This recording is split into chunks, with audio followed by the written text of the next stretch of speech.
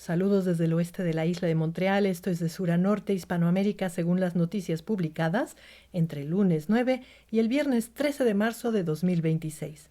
Comencemos con los países que limitan con el Atlántico Sur.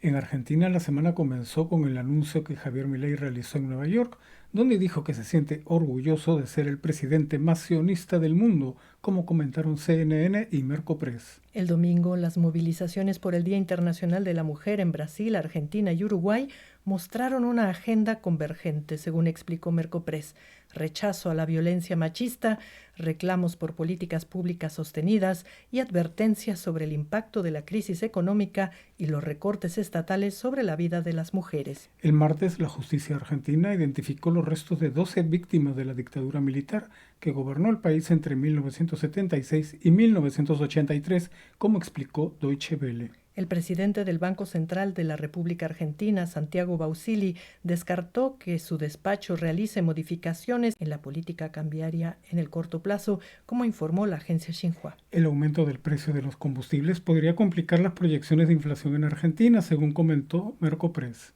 Los viajes del jefe del gabinete de Argentina, Manuel Adorni, que incluyen acompañantes no oficiales, están acumulando denuncias ante la justicia, como informó Deutsche Welle. Y CNN explicó que en 2004 los entonces presidentes Hugo Chávez y Néstor Kirchner anunciaron la construcción de 2 buques petroleros, y en la actualidad las embarcaciones Eva Perón y Juana Azurduy están abandonadas y consumidas por el óxido, como informó CNN. En Uruguay, el Instituto Nacional de las Mujeres anunció que el gobierno de Yamandú Orsi va cumpliendo en un 82% los compromisos de género asumidos por su gobierno, según explicó la agencia Xinhua al comenzar la semana. El ministro de Economía y Finanzas de Uruguay, Gabriel Odone, dijo que todavía es incierto el impacto negativo en su país por el aumento del precio del petróleo, según informó la agencia Xinhua. Xinhua también agregó que el gobierno de Uruguay busca procesar hasta el 50% de los envases reciclados y que el presidente Orsi inauguró la nueva Secretaría Nacional de Ciencia y Valoración del Conocimiento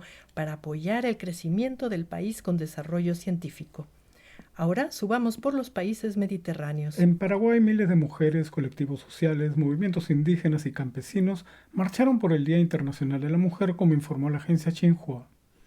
Entre el 11 y el 14 de marzo, la Asamblea Anual de Gobernadores del Banco Interamericano de Desarrollo tuvo lugar en Asunción, la capital paraguaya, con el objetivo principal de impulsar al sector privado para generar negocios y crear más oportunidades laborales en la región de las Américas. Esto, según información de la agencia Xinhua. Finalmente, Xinhua anunció que el Mercosur activó la aplicación provisional del Acuerdo Interino de Comercio con la Unión Europea, según informó el miércoles la presidencia pro tempore paraguaya. En Bolivia, fuentes diplomáticas citadas por Prensa Latina confirmaron que el presidente Rodrigo Paz analizará temas de cooperación bilateral con el flamante presidente de Chile, José Antonio Kast. La policía boliviana arrestó el martes al narcotraficante uruguayo Sebastián Marcet en un operativo policial realizado en Santa Cruz de la Sierra, según confirmó la agencia Infobae.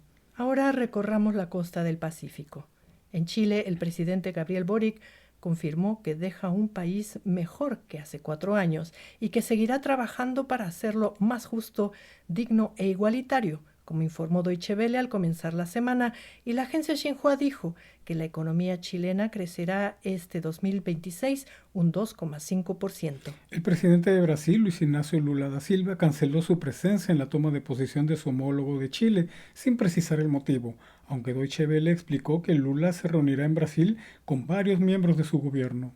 Mercopress resaltó la presencia en Chile de la líder opositora venezolana María Corina Machado, quien asistió a la ceremonia de investidura presidencial de José Antonio Kast. France 24 y Deutsche Welle informaron que el ultracatólico y ultraderechista José Antonio Kast, de 60 años, asumió la presidencia chilena el miércoles, y la agencia Xinhua dijo que Chile tiene la oportunidad de comenzar una nueva era de orden, libertad y justicia.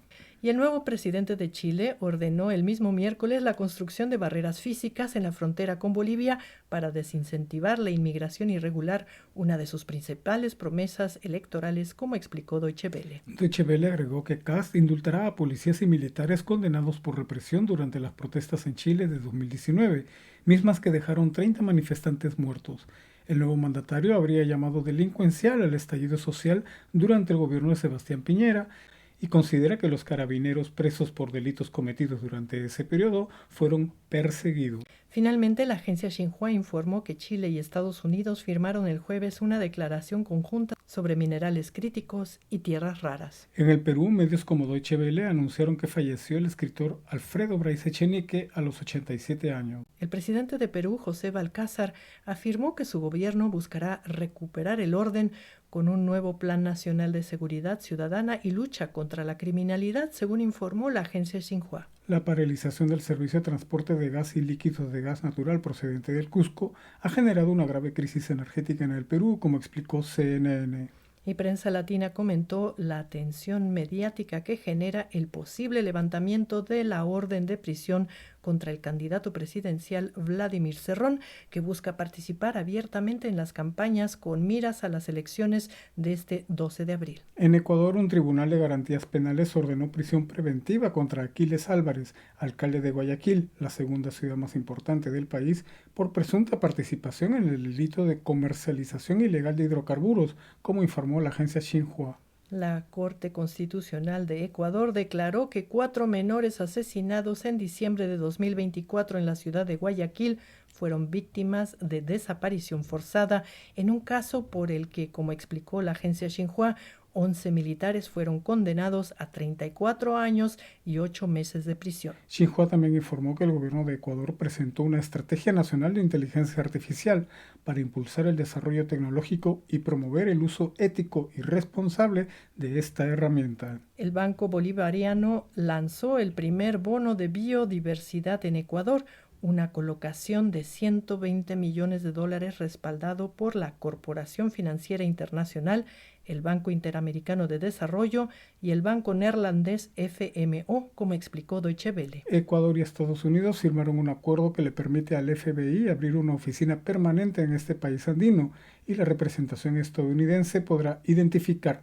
desmantelar y llevar ante la justicia a quienes trafican drogas, según explicó Deutsche Welle. Finalmente, Deutsche Welle informó que el gobierno de Ecuador declaró la emergencia nacional debido a las fuertes lluvias. Y llegamos al norte amazónico. En Venezuela, cientos de activistas y familiares de presas políticas marcharon este domingo en el marco del Día Internacional de la Mujer, y la dirigencia sindical y estudiantil de la Universidad Central de Venezuela, la principal casa de estudios del país, convocó el martes a una gran protesta para exigir un aumento de salarios y pensiones, como informó Deutsche Welle. La presidenta encargada de Venezuela, Delcy Rodríguez, promulgó una ley orgánica de la Cruz Roja que establece un marco jurídico para el funcionamiento de esta institución dentro del Sistema Nacional de Gestión de Riesgos, como informó la agencia Xinhua. Varios medios, entre ellos Xinhua, citaron que Venezuela incautó cerca de 66 toneladas de drogas en 2025, según la exposición del Superintendente Nacional Antidrogas, Dani Ferrer, ante la Comisión de Estupefacientes de la Organización de las Naciones Unidas. Xinhua también anunció que la ingeniera de petróleo Paula Henao es la nueva ministra de Hidrocarburos de Venezuela, y Deutsche Welle informó que el gobierno de la presidenta encargada Delcy Rodríguez firmó un acuerdo con la empresa española Repsol y con la italiana Eni. Finalmente, la agencia Xinhua informó que Venezuela mantiene un nivel de abastecimiento de alimentos superior al 99% y que miles de venezolanos marcharon este jueves en defensa de la soberanía, la libertad y la paz y exigieron la liberación de Nicolás Maduro y su esposa Cilia Flores.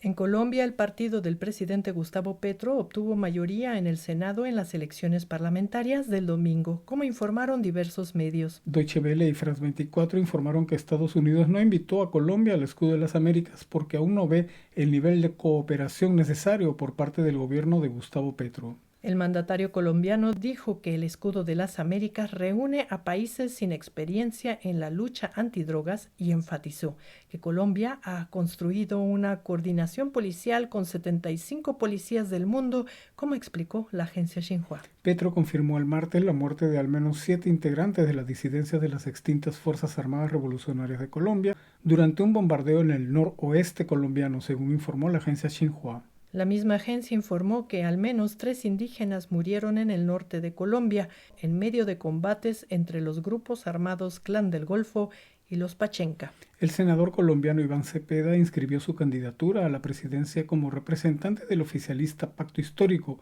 con la senadora y lideresa social indígena Aida Quilcue como vicepresidenta para las elecciones que se llevarán a cabo el 31 de mayo, según informó la agencia Xinhua. La candidata presidencial de la derecha en Colombia, Paloma Valencia, del Centro Democrático, anunció a Juan Daniel Oviedo como compañero de fórmula y aseguró que, de llegar al poder, no promoverá nuevos procesos de negociación con grupos armados y apostará por una estrategia de seguridad más fuerte, como indicó CNN. Y mientras France 24 explicaba que la derecha representada por el Centro Democrático se ubica como segunda fuerza política, la agencia Infobae mencionó que el oficialista Cepeda va primero en las encuestas con 36,4%, seguido por el derechista del Espriella con 27,9% y el Centro Democrático de Valencia se ubica en la tercera posición con 17,5%. Una reunión entre el presidente colombiano Gustavo Petro y su par venezolana Delcy Rodríguez, programada para este 13 de marzo, quedó suspendida poco después de que Petro conversara con Trump por teléfono, según indicaciones de Deutsche Welle y France 24. La agencia Xinhua y CNN informaron que el presidente de Colombia, Gustavo Petro, y su homólogo estadounidense conversaron por 30 minutos sobre energía, hidrocarburos, seguridad, erradicación de cultivos ilícitos, lucha contra el narcotráfico y la reactivación económica de la frontera con Venezuela. Según Xinhua, el mandatario estadounidense ofreció disculpas a Petro por no haberlo incluido en el escudo de las Américas. Finalmente, Deutsche Welle informó que la Corte Suprema de Justicia de Colombia ordenó prisión preventiva para 2 congresistas reelegidos el domingo, acusados de haber recibido sobornos en 2023. Ahora pasemos por Centroamérica y el Caribe. En Panamá, una nota oficial dio cuenta del interés que muestran sectores empresariales chilenos en cooperar, invertir y fortalecer el intercambio comercial con Panamá, según explicó Prensa Latina. El mismo medio comentó que avanza la elección del defensor del pueblo en Panamá y que organizaciones sociales demandan transparencia y un mecanismo más participativo para que esa institución actúe como un verdadero espacio de diálogo entre el Estado y la ciudadanía y que se mantenga autónoma frente a intereses políticos o económicos. Infobae, por su parte, afirmó que existe una erosión silenciosa de la libertad de expresión en Panamá y agregó que los principales gremios periodísticos cuestionan un proyecto de ley que busca reformar el derecho a réplica. Finalmente, Prensa Latina informó que la realización en Panamá de la Feria Internacional de Comercio permitió a Ecuador que sus principales productos de exportación tuvieran mayor alcance en la región. En Costa Rica, el 68% de empleadores reporta dificultades para cubrir sus vacantes, lo que revelaría una brecha estructural entre la oferta educativa y las demandas de una economía cada vez más digitalizada, según reportó Infobae. La misma agencia informó que el gobierno de Costa Rica confirmó que un grupo de ciberdelincuentes logró infiltrar los sistemas informáticos del Instituto Costarricense de Electricidad y sustrajo cerca de 9 gigabytes de información. En Cuba, CNN informó que 4 países pusieron fin a la colaboración de las brigadas médicas cubanas. Esto es Honduras, Guatemala, Jamaica y Guyana. CNN también informó que durante el apagón del sábado sonaron cacerolazos en señal de protesta. France 24, con información de AFP, dijo que al menos 46 manifestantes detenidos en las protestas de 2021 murieron en prisión, según denunciaron organizaciones como Amnistía Internacional. France 24 también especuló que Washington y La Habana mantenían conversaciones y el mismo presidente de Cuba, Miguel Díaz-Canel, confirmó el diálogo en televisión nacional, como informaron medios como Prensa Latina, Deutsche Welle y CNN. El jueves, el gobierno cubano anunció la liberación anticipada en los próximos días de 51 prisioneros como muestra de buena voluntad hacia el Vaticano, mediador histórico entre La Habana y Washington, según informó Deutsche Welle. En República Dominicana, una carrera universitaria puede aumentar el salario de un trabajador hasta en un 86%, afirma un estudio presentado por la Confederación Patronal difundido por Prensa Latina. Nicaragua mantiene una extensa red transnacional para vigilar e intimidar a opositores en el exilio, advirtió el grupo de expertos en derechos humanos de la ONU, divulgado esta semana por Deutsche Welle. Infobae agregó que el gobierno nicaragüense retiró la nacionalidad a 452 ciudadanos. Prensa Latina informó que la deuda externa de Nicaragua supera los $16,000 millones, según datos del Banco Central difundidos por los medios locales. Las exportaciones de Nicaragua entre enero y febrero alcanzaron casi $2,000 millones y con el oro en primer lugar y Estados Unidos como el principal mercado, según informó Prensa Latina. Infobae también dijo que el gobierno de Nicaragua ha entregado concesiones mineras a empresas chinas que abarcan el 8,5% del territorio nacional, incluyendo zonas protegidas y territorios indígenas y de afrodescendientes. En Honduras, el presidente Narri Asfura dijo que seguirá al mando del sector salud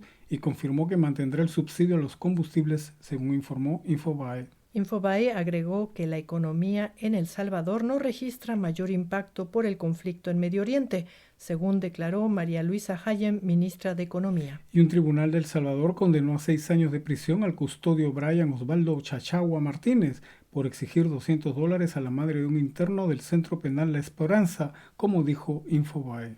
En Guatemala, el Congreso eligió a los magistrados que tendrán a su cargo la organización de las elecciones generales de 2027, un proceso cuestionado por la Embajada de Estados Unidos en este país y donde el presidente Bernardo Arévalo ve una oportunidad para desarticular la corrupción, según informó Deutsche Welle. Prensa Latina informó sobre el proceso para elegir al nuevo fiscal general, donde la candidatura del actual fiscal Consuelo Porras viene siendo impugnada y el mandatario Bernardo Arévalo tendrá la última palabra. Finalmente, Prensa Latina informó que trabajadores de la salud de Guatemala protestan por mejoras laborales.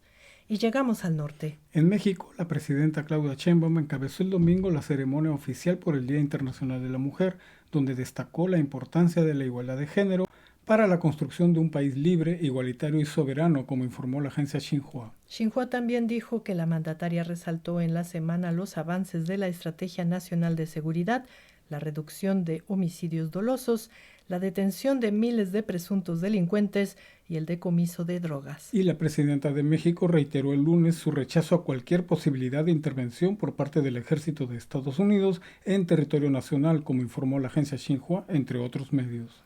México recibió en enero poco más de 4 millones de turistas internacionales, 8,6% más con respecto a igual periodo del año anterior, según dijo Prensa Latina con datos del Instituto Nacional de Estadística y Geografía. Varios medios, entre ellos CNN y Deutsche Welle, mencionaron que el Poder Legislativo mexicano rechazó la propuesta de la presidenta de México, Claudia Sheinbaum, para recortar el financiamiento de los partidos políticos y su poder para designar candidatos. CNN comentó que ahora la mandataria mexicana tiene un plan B que apunta a reducir la cantidad del presupuesto local que destina a los diputados de los congresos estatales y a los funcionarios en los municipios de cada estado. La mandataria dijo que los recursos que se ahorran a nivel local irían directamente a los presupuestos de los estados para que se usen en necesidades como agua, bacheo, drenaje, según indicó la misma CNN. Las autoridades mexicanas informaron el jueves que capturaron a Samuel Ramírez Jr., un estadounidense acusado del asesinato de 2 mujeres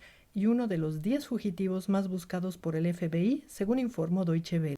Y finalizamos con el dato de la semana. La Sociedad Interamericana de Prensa dijo que la libertad de expresión y de prensa tuvo un deterioro dramático en el último año, marcado por homicidios, detenciones arbitrarias y exilios en varios países, según comentó esta semana Deutsche Welle.